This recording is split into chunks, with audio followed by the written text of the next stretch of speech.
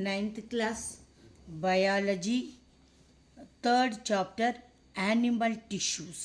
దీంట్లో మనం first hard words గురించి చూద్దాం. హార్డ్ వర్డ్స్ వస్తే మనకి ఈ స్పెల్లింగ్స్ వస్తే మీరు ఈజీగా లెసన్ని మీ ఓన్ వర్డ్స్లో రాసుకోవచ్చు. ఇప్పుడు మనం హార్డ్ వర్డ్స్ చూద్దాం. Protect, muscles, connections, information, respond, epithelial tissue, connective tissue, muscular tissue, nervous tissue, stratified epithelium, glandular epithelium, absorption, secretion, areolar tissue, fibroblast, adipose tissue.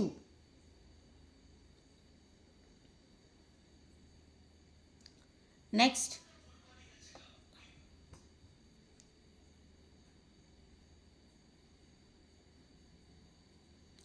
globules, insulator, bone, vertebrae, osteocytes, bone marrow,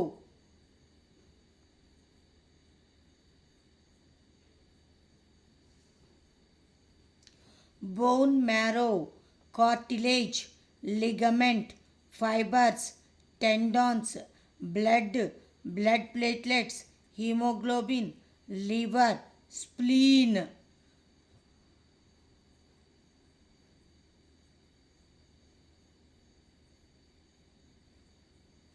Granulocytes,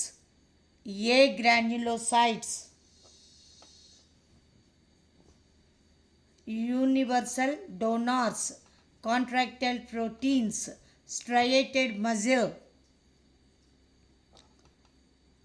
non-striated muscle, skeletal muscles, cylindrical, involuntary muscle, smooth muscle, multinucleated, uninucleated, nervous tissue. Cyton, axon, dendrites, Nissls granules, myelin sheath, nodes of Ranvier. ఇలా టోటల్గా 50 hard వర్డ్స్ని identify చేయటం జరిగింది. ఈ spellings కనుక నేర్చుకుంటే ఈ లెసన్ని మీరు ఈజీగా చదవటానికి వీలుంటుంది. ఇక నెక్స్ట్ వన్ మనం టిష్యూస్ చూద్దాం. టిష్యూస్, మరి టిష్యూ అంటే ఏంటి? ఎ గ్రూప్ ఆఫ్ సెల్స్ని ఏమంటారు అంటే టిష్యూస్ అని చెప్పేసి అంటూ ఉంటారు. ఈ టిష్యూలో ఉన్న సెల్స్ అన్నీ కూడా ఒకేలాగా ఉంటాయి. సేమ్ టైప్, సేమ్ ఫంక్షన్ చూపించే గ్రూప్ ఆఫ్ సెల్స్నే మనం ఏమంటాము అంటే టిష్యూస్ అని చెప్పేసి అంటూ ఉంటాము. ఈ టిష్యూస్, ఈ యానిమల్ టిష్యూస్ అనేవి ఎన్ని రకాలుగా ఉంటాయి అంటే 4 టైప్స్గా ఉంటాయి. Epithelial tissue, connective tissue, muscular tissue, nervous tissue అని 4 టైప్స్ ఆఫ్ టిష్యూస్ అనేవి ఉంటాయి. ప్రజెంట్ మనం ఈ పార్టులో ఫస్ట్ 2 టిష్యూస్ గురించి చూద్దాం. ఎపిథీలియల్ టిష్యూ, తర్వాత కనెక్టివ్ టిష్యూ. ఈ 2 టిష్యూల గురించి చూద్దాం. ఫస్ట్ వన్ ఏంటి అంటే ఎపిథీలియల్ టిష్యూ. ఈ ఎపిథీలియల్ టిష్యూ గురించి మనం ఒక్కసారి అబ్జర్వ్ చేద్దాం. ఎపిథీలియల్ టిష్యూ అంటే ఎపి అంటే అర్థం ఏంటి అంటే ఔటర్ అని అర్థం. థీలియం అంటే టిష్యూ అని చెప్పేసి అర్థం. అంటే ఏంటి? ఎపిథీలియల్ టిష్యూ అంటే ఔటర్ సైడ్ వైపు ఉన్న టిష్యూనే ఏమంటారు అంటే ఎపిథీలియల్ టిష్యూ అని చెప్పేసి అంటూ ఉంటారు. మరి ఈ ఎపిథీలియల్ టిష్యూ ఎక్కడెక్కడ ఉంటుంది అంటే ఈ స్కిన్ మీద ఉంటుంది, lining of mouth, lining of blood vessels, lung యొక్క ఆల్వియోలై, కిడ్నీ యొక్క ట్యూబ్యూల్స్, ఈ పార్టుల్లో ఎపిథీలియల్ టిష్యూ అనేది ప్రజెంట్ అయి ఉంటుంది. ఈ ఎపిథీలియల్ టిష్యూ దాని యొక్క షేప్ను బట్టి 4 టైప్స్గా డివైడ్ చేయటం జరిగింది. ఏంటి అంటే squamous epithelium tissue, cuboidal epithelium, columnar epithelium, glandular epithelium అని చెప్పేసి 4 టైప్స్గా ఎపిథీలియల్ టిష్యూని డివైడ్ చేయటం జరిగింది based on their structures. First one చూద్దాం మనం, స్క్వామస్ ఎపిథీలియం టిష్యూ.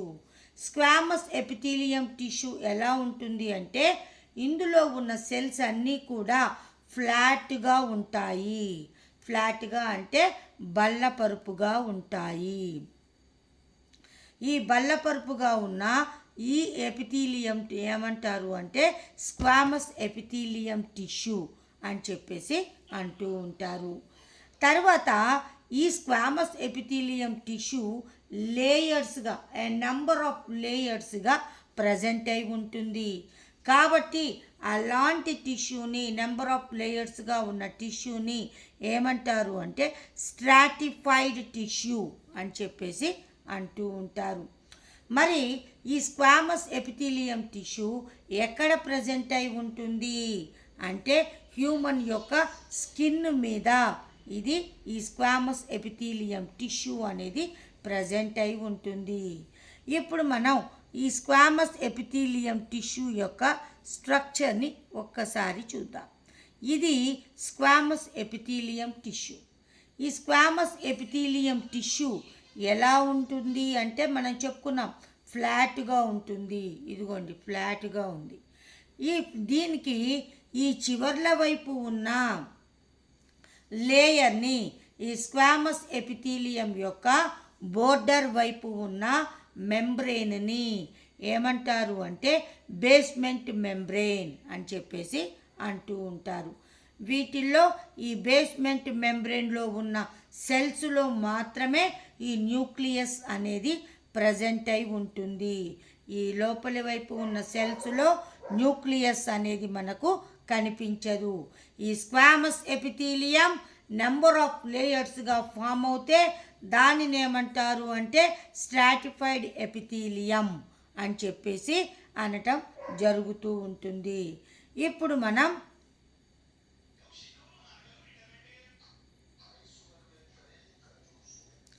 ఈ ఎపిథీలియల్ టిష్యూలో ఫస్ట్ టైప్ అయిపోయింది. ఫ్లాట్గా ఉన్న టిష్యూని స్క్వామస్ ఎపిథీలియం అంటారు. ఇది హ్యూమన్ స్కిన్లో ప్రజెంట్ అయి ఉంటుంది. ఇది స్క్వామస్ ఎపిథీలియం గురించి. ఇక నెక్స్ట్ వన్ ఏంటి అంటే క్యూబాయిడల్ ఎపిథీలియం. ఈ క్యూబాయిడల్ ఎపిథీలియం అంటే దీనిలో ఉన్న సెల్స్ అన్నీ కూడా క్యూబ్ షేప్లో ఉంటాయి. క్యూబ్ షేప్లో ఉన్న ఎపిథీలియల్ సెల్స్తో ఏర్పడిన టిష్యూని క్యూబాయిడల్ ఎపిథీలియం టిష్యూ అని చెప్పేసి అంటూ ఉంటారు. మరి ఇది ఎక్కడ ప్రజెంట్ అయి ఉంటుంది అంటే లైనింగ్ ఆఫ్ ఆర్గాన్స్. మన బాడీలో ఉన్న ఆర్గాన్స్ అన్నింటికి అవుటర్ సైడ్ లైనింగ్ వేసే టిష్యూని, సెల్స్తో ఏర్పడిన టిష్యూని ఏమంటారు అంటే క్యూబాయిడల్ ఎపిథీలియం టిష్యూ అని చెప్పేసి అంటూ ఉంటారు. మరి ఈ క్యూబాయిడల్ ఎపిథీలియం టిష్యూ దేనికి ఉపయోగపడుతుంది అంటే మెకానికల్ సపోర్ట్ ఇవ్వడానికి. తర్వాత ఇది సాలివరీ గ్లాండ్స్ కూడా మెకానికల్ సపోర్టుని ఇవ్వడానికి ఈ క్యూబాయిడల్ ఎపిథీలియం టిష్యూ అనేది ఉపయోగపడుతుంది. యూరిటర్స్ out side of lining of యూరిటర్స్ పైన వెలుపలి వైపు అవుట్ సైడ్ లైనింగ్ టిష్యూ ఉంటుంది. ఆ లైనింగ్ టిష్యూని ఏమంటారు అంటే క్యూబాయిడల్ ఎపిథీలియం టిష్యూ అని చెప్పేసి అంటూ ఉంటారు. మరి యూరిటర్స్ అంటే ఏంటి? కిడ్నీస్ నుంచి ఒక 2 సన్నని ట్యూబ్ లాంటి స్ట్రక్చర్స్ బయలుదేరుతాయి. వాటిని ఏమంటారు అంటే యూరిటర్స్ అని చెప్పేసి అంటూ ఉంటారు. ఆ యూరిటర్స్ అనేవి అవుట్ సైడ్ లైనింగ్ అనేది ఏ టిష్యూ అంటే ఈ క్యూబాయిడల్ ఎపిథీలియం టిష్యూ అని మనం చెప్పటం జరుగుతూ ఉంటుంది. ఇక ఈ క్యూబాయిడల్ ఎపిథీలియం టిష్యూని మనం ఒక్కసారి అబ్జర్వ్ చేద్దాం. ఇది ఎపిథీలియల్ టిష్యూ, మామూలుగా ఉండే ఎపిథీలియల్ టిష్యూ. ఇక ఇది స్క్వామస్ ఎపిథీలియం టిష్యూ. ఇక నెక్స్ట్ ఏంటి అంటే క్యూబాయిడల్ ఎపిథీలియం టిష్యూ. ఈ క్యూబాయిడల్ ఎపిథీలియం టిష్యూ ఎట్లా ఉంటుంది అంటే క్యూబ్ షేప్లో ఉన్న సెల్స్తో ఏర్పడిన టిష్యూని క్యూబాయిడల్ ఎపిథీలియం టిష్యూ అని చెప్పేసి అంటూ ఉంటారు. ఇది ఆర్గాన్స్ అన్నింటికి అవుట్ సైడ్ లైనింగ్ ఏర్పడాలి అంటే ఈ క్యూబాయిడల్ ఎపిథీలియం టిష్యూతో ఏర్పడుతుంది. యూరిటర్స్ కూడా అవుట్ సైడ్ లైనింగ్తో ఏర్పడుతుంది. ఇది మెకానికల్ సపోర్టుని ఇస్తుంది. ఇది సాలివరీ గ్లాండ్స్ కూడా మెకానికల్ సపోర్ట్ ఇవ్వటానికి ఈ క్యూబాయిడల్ ఎపిథీలియం టిష్యూ అనేది ఉపయోగపడుతుంది. ఇక నెక్స్ట్ వన్ ఏంటి అంటే కాలమ్నర్ ఎపిథీలియం టిష్యూ. ఈ కాలమ్నర్ ఎపిథీలియం టిష్యూ అంటే ఏంటి అంటే ఇక్కడ ఉన్న సెల్స్ అన్నీ కూడా పొడవుగా ఉంటాయి, అంటే సిలిండ్రికల్ షేప్లో ఉంటాయి. ఆ సిలిండ్రికల్ షేప్లో ఉన్న సెల్స్తో ఏర్పడిన టిష్యూని కాలమ్నర్ ఎపిథీలియం టిష్యూ అని చెప్పేసి పిలవటం జరుగుతూ ఉంటుంది. మరి ఈ టిష్యూ ఎక్కడ ప్రజెంట్ అయి ఉంటుంది? అబ్జార్ప్షన్, సెక్రెషన్ ఏ ప్లేసుల్లో అయితే జరుగుతుందో అలాంటి చోట ఈ కాలమ్నర్ ఎపిథీలియం టిష్యూ అనేది ప్రజెంట్ అయి ఉంటుంది. మరి అబ్జార్ప్షన్ అంటే ఏంటి? మనలో డైజెస్ట్ అయిన ఫుడ్ని అబ్జార్బ్ చేసుకుంటాయి. ఏది స్మాల్ ఇంటెస్టైన్ అనేది అబ్జార్బ్ చేసుకుంటుంది. అలాంటి చోట ఈ కాలమ్నర్ ఎపిథీలియం టిష్యూ ప్రజెంట్ అయి ఉంటుంది. మరి సెక్రెషన్ అంటే ఏంటి? ఈ సెక్రెషన్ అంటే ఎంజైమ్స్ని, హార్మోన్స్ని రిలీజ్ చేసే చోట ఈ ఎపిథీలియం టిష్యూ అనేది, ఈ కాలమ్నర్ ఎపిథీలియం టిష్యూ అనేది ప్రజెంట్ అయి ఉంటుంది. ఇక నెక్స్ట్ వన్ ఏంటి అంటే గ్లాండ్యులర్ ఎపిథీలియం టిష్యూ. మరి గ్లాండ్యులర్ ఎపిథీలియం టిష్యూ అంటే ఏంటి అంటే ఈ స్క్వామస్ ఎపిథీలియం టిష్యూ ఒక్కొక్కసారి లోపలి వైపు చిన్న చిన్న ఫోల్డింగ్స్గా ఏర్పడటం జరుగుతూ ఉంటుంది. ఆ ఫోల్డింగ్స్ చూడటానికి ఎలా కనబడతాయి అంటే గ్లాండ్స్ లాగా కనబడతాయి. అలాంటి టిష్యూని ఏమంటారు అంటే గ్లాండ్యులర్ టిష్యూ అని చెప్పేసి అంటూ ఉంటారు. ఇట్లా ఎపిథీలియం టిష్యూ అనేది వాటి యొక్క షేప్స్ను బట్టి 4 టైప్స్గా డివైడ్ చేయటం జరిగింది. ఇప్పుడు మనం ఒక్కసారి కాలమ్నర్ టిష్యూని చూద్దాము. ఇది కాలమ్నర్ ఎపిథీలియం టిష్యూ. దీంట్లో సెల్స్ చూడండి ఎలా ఉన్నాయి, పొడవుగా ఉన్నాయి, సిలిండ్రికల్ షేప్లో ఉన్నాయి. కాబట్టి ఇలాంటి టిష్యూని కాలమ్నర్ ఎపిథీలియం టిష్యూ అని చెప్పేసి పిలవటం జరుగుతూ ఉంటుంది. ఇక నెక్స్ట్ టిష్యూ ఏంటి అంటే కనెక్టివ్ టిష్యూ. పేరులోనే ఉంది, ఇది కనెక్షన్ ఇస్తుంది. ఆర్గాన్స్ని, డిఫరెంట్ టైప్స్ ఆఫ్ టిష్యూస్ని బైండింగ్ చేయడానికి, ప్యాక్ చేయడానికి ఏ టిష్యూ ఉపయోగపడుతుంది అంటే ఈ కనెక్టివ్ టిష్యూ అనేది ఉపయోగపడుతుంది.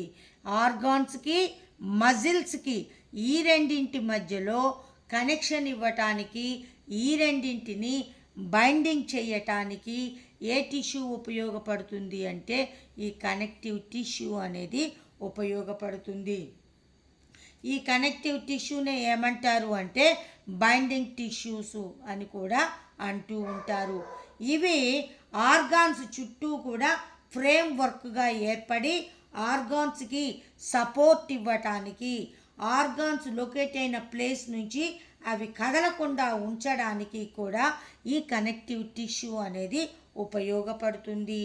ఇక ఇది ఇంకా దేనికి ఉపయోగపడుతుంది అంటే మన బాడీలో ఏదైనా ఇంజురీ అయినా, ఆ బాడీలో ఆర్గాన్స్ ఏమైనా డ్యామేజ్ అయినా వాటిని రిపేర్ చేయటానికి ఈ కనెక్టివ్ టిష్యూ అనేది ఉపయోగపడుతుంది.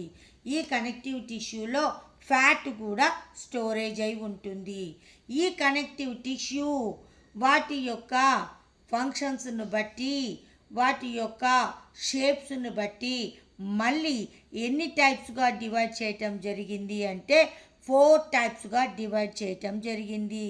అది ఏంటి అంటే areolar tissue, adipose tissue, bone tissue, ఇంకొకటి బ్లడ్ అని చెప్పేసి 4 టైప్స్గా కనెక్టివ్ టిష్యూని డివైడ్ చేయటం జరిగింది.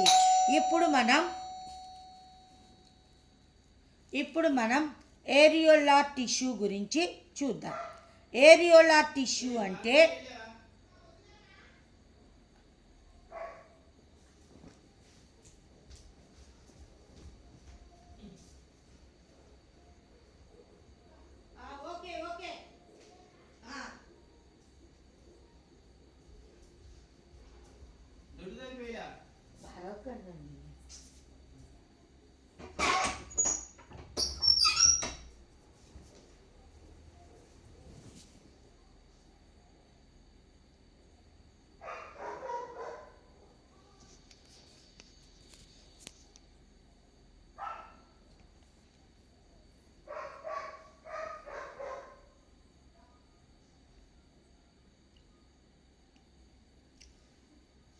ఏరియోలార్ టిష్యూ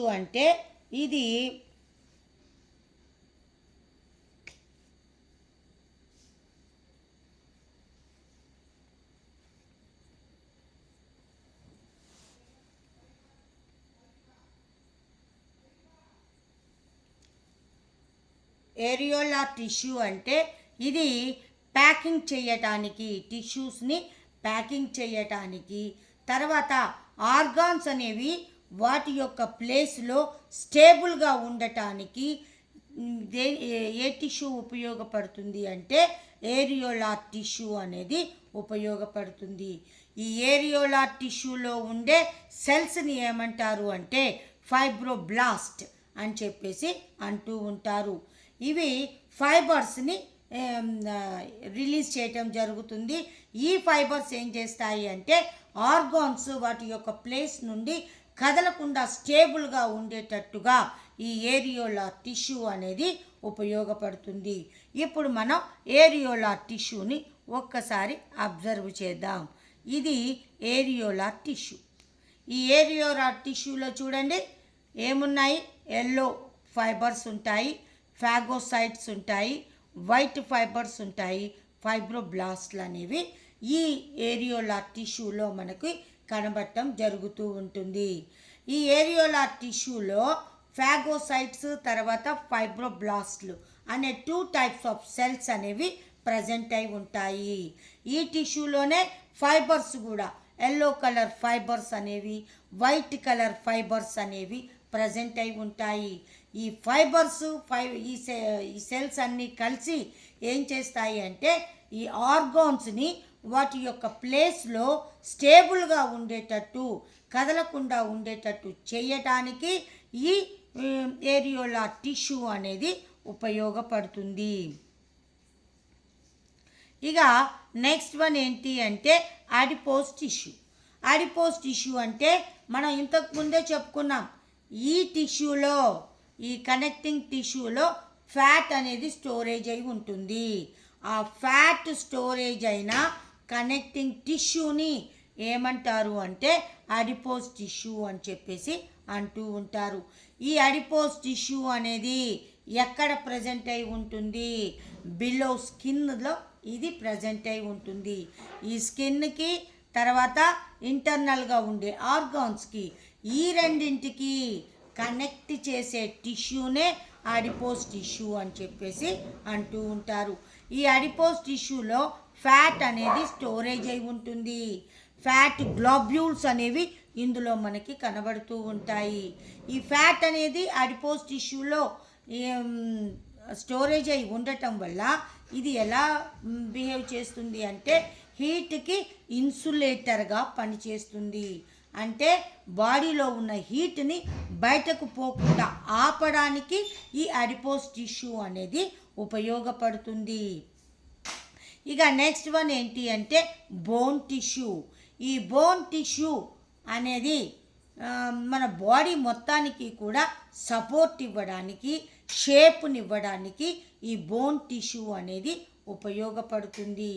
మనకి హెడ్ లోపల స్కల్ అది కూడా దేంతో తయారవుతుంది అంటే బోన్ టిష్యూతో తయారవుతుంది.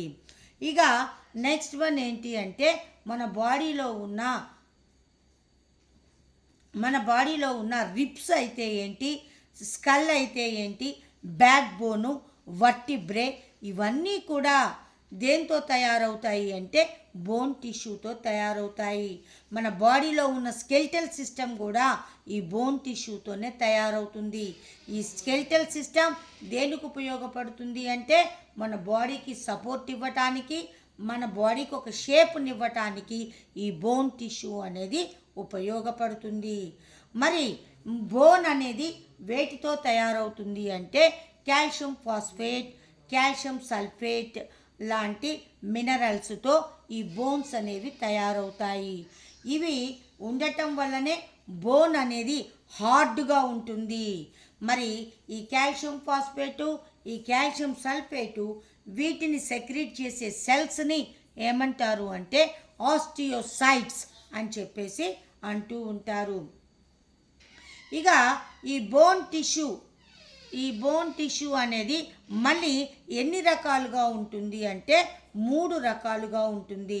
కార్టిలేజ్, లిగమెంట్, టెండాన్ అని చెప్పేసి 3 టైప్స్గా ఈ బోన్ టిష్యూ అనేది ఉండటం జరుగుతూ ఉంటుంది. ఇక దీంట్లో ఫస్ట్ వన్ చూద్దాం మనం, కార్టిలేజ్. ఈ కార్టిలేజ్ అనేది 1 టైప్ ఆఫ్ బోన్ టిష్యూనే, కాకపోతే హార్డ్గా కాకుండా ఇది కొంచెం స్మూత్గా సాఫ్ట్గా ఉండటం జరుగుతూ ఉంటుంది. అలాంటి టిష్యూని ఏమంటారు అంటే కార్టిలేజ్ అని చెప్పేసి అంటూ ఉంటారు. మరి ఇది ఎక్కడెక్కడ ప్రజెంట్ అయి ఉంటుంది అంటే టిప్ ఆఫ్ నోస్ అంటే ముక్కు చివర, తర్వాత ఇయర్స్ ఈ బయట వైపు కనిపించే మన ఇయర్స్, తర్వాత మదర్ యొక్క వూంబులో అంటే తల్లి కడుపుతూ ఉన్నప్పుడు అందులో ఉన్న ఎంబ్రియో యొక్క వర్టిబ్రే అంటే ఏంటి, బ్యాక్ బోన్లో చిన్న చిన్న ఎముకలు ఉంటాయి, వాటినే ఏమంటారు అంటే వర్టిబ్రే అంటారు. ఆ వర్టిబ్రే కూడా అంటే తల్లి యొక్క వూంబులో ఉన్న ఎంబ్రియో యొక్క వర్టిబ్రే కూడా దేంతో తయారవుతుంది అంటే ఈ కార్టిలేజ్ టిష్యూతో తయారవుతుంది. ఎప్పుడైతే బేబీ బయటకు వస్తుందో, బయటకు వచ్చిన తర్వాత ఆ బ్యాక్ బోన్లో ఉన్న ఆ చిన్న చిన్న బోన్స్ అన్నీ కూడా దేంతో తయారవుతాయి అంటే ఈ బోన్ టిష్యూతో తయారవుతాయి. ఇక నెక్స్ట్ ఈ షార్క్ ఫిషెస్లో కూడా ఎలాంటి హార్డ్ స్కెలిటల్ సిస్టమ్ అనేది కనపడదు, అయినప్పటికీ కూడా వాటి బాడీ అనేది హార్డ్గా ఉంటుంది. అంటే ఆ బాడీ యొక్క లోపలి వైపు మొత్తం కూడా గట్టిగా ఉండటానికి, ఆ షార్క్కి షేప్నివ్వటానికి కొంచెం సాఫ్ట్గా ఉండే ఈ కార్టిలేజ్ టిష్యూ అనేది ఉపయోగపడుతుంది. షార్క్ చేపల్లో స్కెలిటల్ సిస్టమ్కి బదులుగా ఏది ఉంటుంది అంటే కార్టిలేజ్ అనేది ప్రజెంట్ అయి ఉంటుంది. ఇక నెక్స్ట్ వన్ ఏంటి అంటే లిగమెంట్. ఈ లిగమెంట్ అంటే ఏంటి అంటే బోన్స్కి జాయింట్స్కి మధ్యలో ఉన్న టిష్యూని ఏమంటారు అంటే లిగమెంట్ అని చెప్పేసి అంటూ ఉంటారు. ఈ లిగమెంట్లో ఈ ఫైబర్స్ అనేవి ఉంటాయి. ఈ ఫైబర్స్లో ఒక ప్రోటీన్ అనేది ప్రజెంట్ అయి ఉంటుంది. ఆ ప్రోటీన్ని ఏమంటారు అంటే కొల్లాజెన్ అని చెప్పేసి అంటూ ఉంటారు. ఇక నెక్స్ట్ వన్ ఏంటి అంటే టెండాన్. ఈ టెండాన్ అంటే ఏంటి అంటే ఇందాకలేమో బోన్స్ మధ్య ఉన్న జాయింట్స్లో ఉండే టిష్యూని లిగమెంట్ అని చెప్పేసి అంటూ ఉంటాం మనం. అయితే ఇక్కడ ఒక విషయం చూడండి, ఈ జాయింట్స్ దగ్గర మనం ఈ హ్యాండ్లో ఈ ఫింగర్స్ మధ్యలో జాయింట్స్ ఉంటాయి. ఈ జాయింట్స్ మధ్యలో ఏ టిష్యూ ప్రజెంట్ అయి ఉంటుంది అంటే కార్టిలేజ్ టిష్యూ ప్రజెంట్ అయి ఉంటుంది. మనం ఆ వేళ్ళని ఇలా ఇలా ఇలా ప్రెస్ చేసినప్పుడు ఏమవుతుంది అంటే మనకి ఒక రకమైన శబ్దం రావటం జరుగుతూ ఉంటుంది. మరి ఈ శబ్దం ఎందుకు వస్తుంది అంటే ఈ జాయింట్స్ మధ్యలో ఏ టిష్యూ ప్రజెంట్ అయి ఉంటుంది, కార్టిలేజ్ టిష్యూ అనేది ప్రజెంట్ అయి ఉంటుంది. మరి లిగమెంట్ అంటే ఏంటి? బోన్స్కి జాయింట్స్కి మధ్యలో ఉన్నదాన్ని ఏమంటారు అంటే లిగమెంట్ అని చెప్పేసి అంటూ ఉంటారు. ఇక నెక్స్ట్ వన్ ఏంటి అంటే టెండాన్. టెండాన్ అంటే ఏంటి? ఈ బోన్కి మజిల్స్కి మధ్యలో ఉన్న టిష్యూనే టెండాన్ అని చెప్పేసి అంటూ ఉంటారు. మన కాళ్ళు చేతులు కదుపుతున్నాము, మూమెంట్ వస్తుంది అంటే ఏంటి? ఈ బోన్స్ అన్నీ వెళ్ళి దేనికి అతుక్కొని ఉంటాయి? మజిల్స్కి అతుక్కొని ఉంటాయి. ఇలా బోన్స్కి మజిల్స్కి మధ్యలో ఉన్న టిష్యూనే ఏమంటారు అంటే టెండాన్ అని చెప్పేసి అంటూ ఉంటారు. దీనిలో కూడా ఫైబర్స్ అనేవి ప్రజెంట్ అయి ఉంటాయి. ఇప్పుడు మనం కనెక్టివ్ టిష్యూలో 3 టైప్స్ ఆఫ్ టిష్యూస్ గురించి మనం చూసాము. Areolar tissue, adipose tissue, bone tissue, తర్వాత బ్లడ్. మనం నెక్స్ట్ పార్ట్లో బ్లడ్ గురించి, తర్వాత రిమైనింగ్ టిష్యూస్ గురించి చూద్దాం. ఇప్పుడు ప్రజెంట్ మనం ఒక్కసారి బోన్ టిష్యూని ఒక్కసారి మనం పరిశీలిద్దాం. ఇది బోన్ టిష్యూ. బోన్, ఈ బోన్లో ఉండే టిష్యూనే బోన్ టిష్యూ అని చెప్పేసి అంటూ ఉంటారు.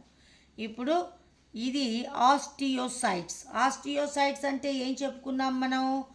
కాల్షియం ఫాస్ఫేట్, కాల్షియం సల్ఫేట్ లాంటి మినరల్స్ని సెక్రీట్ చేసే సెల్స్ని ఆస్టియోసైట్స్ అంటారు. ఈ ఆస్టియోసైట్స్ ఈ బోన్ టిష్యూలో ప్రజెంట్ అయి ఉండటం అనేది జరుగుతూ ఉంటుంది. ఇంకొకటి ఏంటి బోన్ టిష్యూలో అంటే బాడీలో రెడ్ బ్లడ్ సెల్స్ అనేవి వూంబులో ఉన్నప్పుడు, వూంబ్ అంటే తల్లి గర్భంలో ఉన్నప్పుడు ఎంబ్రియోలో లివర్లోను స్ప్లీన్లోను రెడ్ బ్లడ్ సెల్స్ అనేవి తయారవుతాయి. ఎప్పుడైతే బేబీ బయటకు వస్తుందో అప్పుడు మాత్రం రెడ్ బ్లడ్ సెల్స్ అనేవి ఎక్కడ తయారవుతాయి అంటే బోన్ మ్యారోలో తయారవుతాయి. బోన్ మ్యారో అంటే తెలుగులో ఎముక మజ్జ అని చెప్పేసి అంటూ ఉంటారు. ఇప్పుడు మనం ఈ ఆస్టియోసైట్స్ యొక్క స్ట్రక్చర్ని ఒక్కసారి పరిశీలిద్దాం. ఈ ఆస్టియోసైట్లో మధ్యలో ఉన్న ఎంటీ స్పేస్ని ఏమంటారు అంటే ఏమంటారు హ్యావర్షియన్ కెనాల్ అని చెప్పేసి అంటూ ఉంటారు. ఆస్టియోసైట్లో మధ్యలో ఉన్న ఎంటీ స్పేస్ని హ్యావర్షియన్ కెనాల్ అని చెప్పేసి అంటూ ఉంటారు. ఈ హ్యావర్షియన్ కెనాల్ చుట్టూ ఫైబర్ నెట్వర్క్ అనేది ఉంటుంది. ఈ ఫైబర్ నెట్వర్క్ని ఏమంటారు అంటే ఆస్టియాన్ అని చెప్పేసి అంటూ ఉంటారు. ఈ ఆస్టియాన్లో చూడండి, ఇక్కడ బ్లాక్ కలర్లో మనకి చిన్న చిన్న డాట్స్ లాంటి స్ట్రక్చర్స్ కనబడతాయి. వీటిని ఏమంటారు అంటే ఆస్టియోసైట్ అని చెప్పేసి అంటూ ఉంటారు. మరి ఈ ఆస్టియాన్ మధ్యలో ఈ చిన్న చిన్న స్పేసెస్ ఉన్నాయి. వీటిని ఏమంటారు అంటే కెనాలిక్యులై అని చెప్పేసి అంటూ ఉంటారు. ఇది ఆస్టియోసైట్ యొక్క స్ట్రక్చర్గా మనం చెప్పవచ్చు. బోన్ టిష్యూలో ఉండే ఆస్టియోసైట్స్ లేదా బోన్ సెల్స్ యొక్క స్ట్రక్చర్ ఇదన్నమాట. ఇక నెక్స్ట్ వన్ ఏంటి అంటే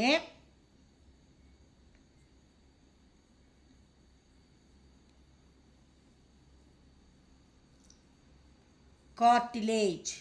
కార్టిలేజ్ అంటే ఏంటి చెప్పుకున్నాం మనం?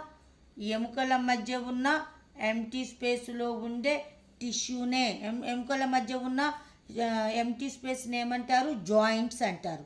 ఈ జాయింట్స్లో ప్రజెంట్ అయిన టిష్యూనే ఏమంటారు అంటే లిగమెంట్ అని చెప్పేసి అంటూ ఉంటారు. ఇగో ఆర్టిక్యులర్ కార్టిలేజ్. మరి ఈ లిగమెంట్ కూడా one type of cartilage tissue అని మనం చెప్పవచ్చు. ఇది లిగమెంట్. జాయింట్స్ మధ్యలో, ఎముకల యొక్క జాయింట్స్ మధ్యలో ఉండే టిష్యూనే ఏమంటారు? లిగమెంట్ అంటారు. ఆ లిగమెంట్ కూడా ఎలాంటిది? వన్ టైప్ ఆఫ్ కార్టిలేజ్ టిష్యూగానే మనం చూడటం జరుగుతూ ఉంటుంది. ఇది బోన్ టిష్యూ గురించి. Right, thank you.